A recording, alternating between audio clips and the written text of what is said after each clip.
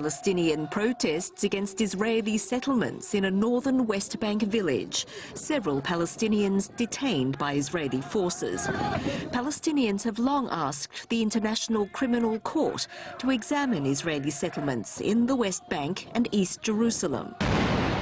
And 6 years ago, the ICC's chief prosecutor did start probing Israeli Defense Force actions in the Palestinian territories, including the 2014 Gaza war, which killed more than 2,000 Palestinians and 73 Israelis. Declaring in late 2019, I am satisfied, one, that war crimes have been or are being committed in the West Bank, including East Jerusalem and the Gaza Strip. Before proceeding further, she sought a ruling on whether the court had jurisdiction over the Palestinian territories.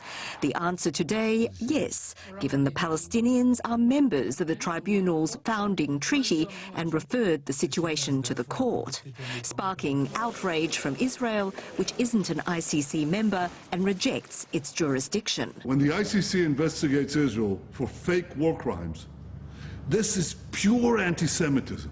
As Prime Minister of Israel, I assure you, we will fight this perversion of justice with all our might. The chief prosecutor has also previously cited Gaza's rulers Hamas and other armed groups there for firing rockets into civilian areas in Israel and using Palestinian civilians as human shields.